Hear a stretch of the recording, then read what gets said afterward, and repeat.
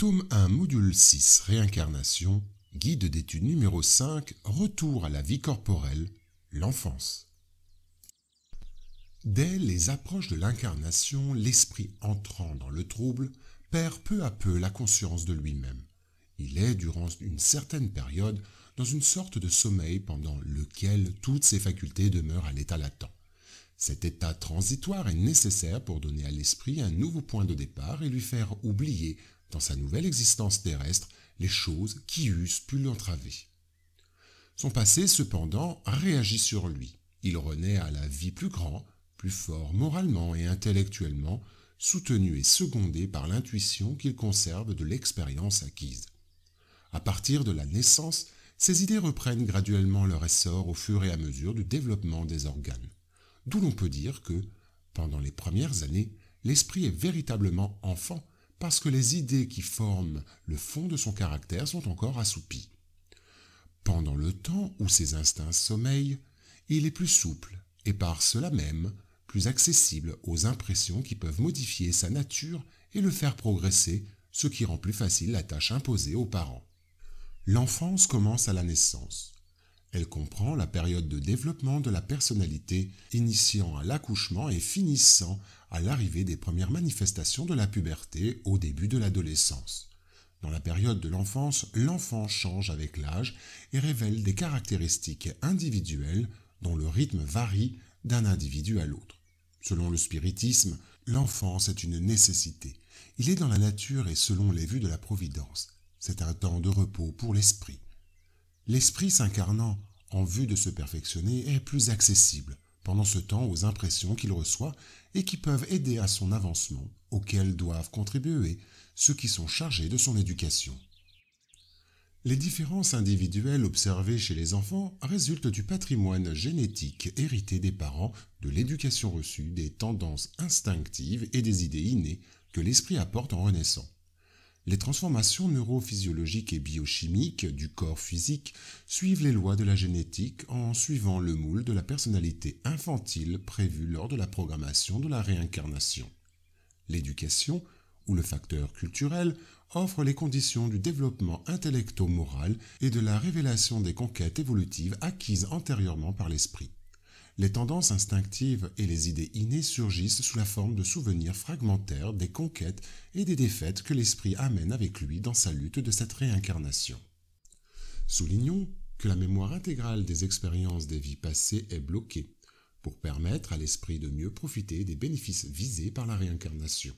En effet, ce souvenir aurait des inconvénients très graves. Il pourrait, dans certains cas, nous humilier étrangement ou bien aussi exalter notre orgueil et par cela même entraver notre libre arbitre. Dans tous les cas, il eût apporté un trouble inévitable dans les relations sociales. L'esprit renaît souvent dans le même milieu où il a déjà vécu et se trouve en relation avec les mêmes personnes afin de réparer le mal qu'il leur a fait. S'il reconnaissait en elles celle qu'il a haïe, sa haine se réveillerait peut-être et dans tous les cas, il serait humilié devant celle qui l'aurait offensé. Dieu nous a donné pour nous améliorer juste ce qui est nécessaire et peut nous suffire. La voie de la conscience et nos tendances instinctives. Il nous ôte ce qui pourrait nous nuire. L'homme apporte en naissance ce qu'il a acquis. Il naît ce qu'il s'est fait. Chaque existence est pour lui un nouveau point de départ. Peu lui importe de savoir ce qu'il a été. Il est puni, c'est qu'il a fait le mal.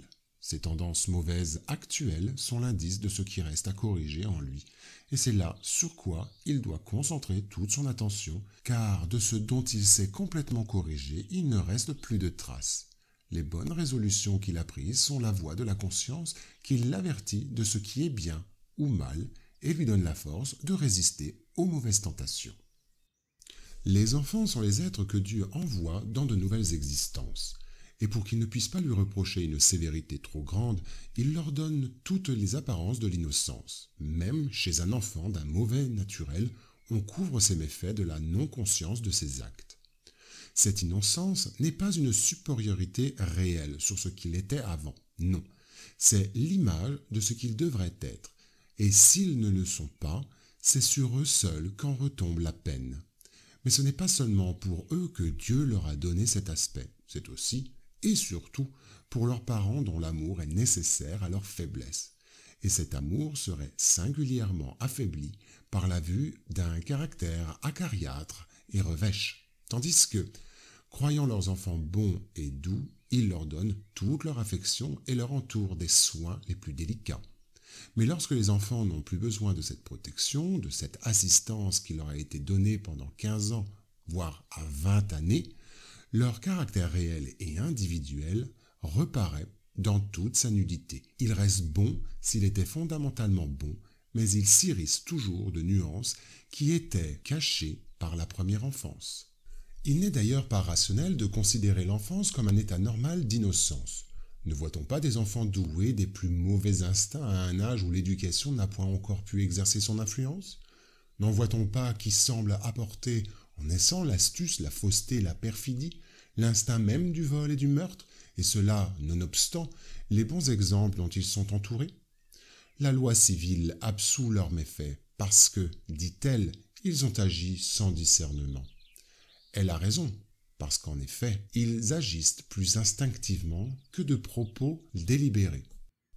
Mais d'où peuvent provenir ces instincts si différents chez des enfants du même âge, élevés dans les mêmes conditions et soumis aux mêmes influences? D'où vient cette perversité précoce, si ce n'est de l'infériorité de l'esprit, puisque l'éducation n'y est pour rien?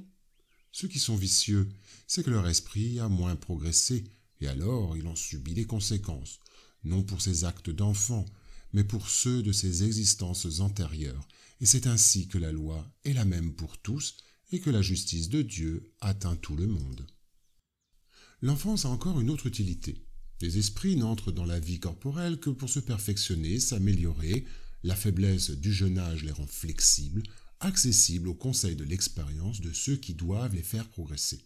C'est alors qu'on peut réformer leur caractère et réprimer les mauvais penchants. Tel est le devoir que Dieu a confié à leurs parents, mission sacrée dont ils auront à répondre. C'est ainsi que l'enfance est non seulement utile, nécessaire, indispensable, mais encore qu'elle est la suite naturelle des lois que Dieu a établies et qui régissent l'univers. Ainsi, tant la paternité que la maternité sont sans contredit une mission, c'est en même temps un devoir très grand et qui engage, plus que l'homme ne le pense, sa responsabilité pour l'avenir. Dieu a mis l'enfant sous la tutelle de ses parents pour que ceux-ci le dirigent dans la voie du bien, et il a facilité leur tâche en lui donnant une organisation frêle et délicate qui le rend accessible à toutes les impressions. Mais il en est qui s'occupent plus de redresser les arbres de leur jardin et de leur faire rapporter beaucoup de bons fruits que de redresser le caractère de leur enfant.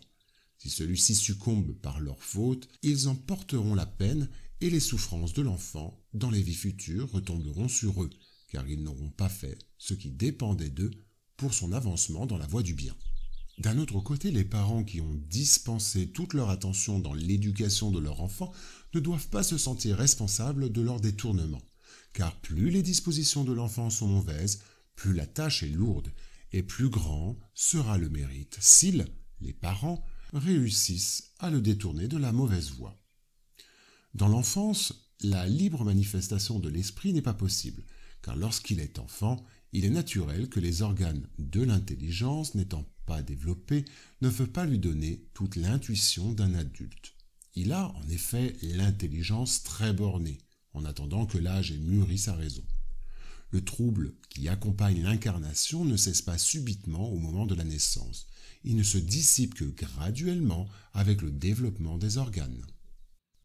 L'état d'enfance semble être une loi universelle pour les différents mondes habités, car quand Allan Kardec a demandé aux esprits supérieurs « En passant d'un monde à l'autre, l'esprit passe-t-il par une nouvelle enfance ?» La réponse a été « L'enfance est partout une transition nécessaire, mais elle n'est pas partout aussi stupide que chez vous. » Enfin, voyons la justification présentée par le spiritisme pour la mortalité infantile élevée sur notre planète, en particulier dans les pays aux conditions socio-économiques précaires.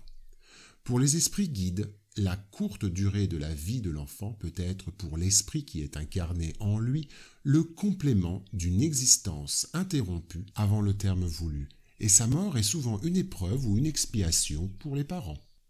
Si l'homme n'avait qu'une seule existence, et si après cette existence, son sort futur était fixé pour l'éternité, quel serait le mérite de la moitié de l'espèce humaine qui meurt en bas âge pour jouir sans effort du bonheur éternel, et de quel droit serait-elle affranchie des conditions souvent si dures imposées à l'autre moitié ? Un tel ordre de choses ne saurait être selon la justice de Dieu. Par la réincarnation, l'égalité est pour tous. L'avenir appartient à tous, sans exception, et sans faveur pour aucun. Ceux qui arrivent les derniers ne peuvent s'en prendre qu'à eux-mêmes. L'homme doit avoir le mérite de ses actes, comme il en a la responsabilité.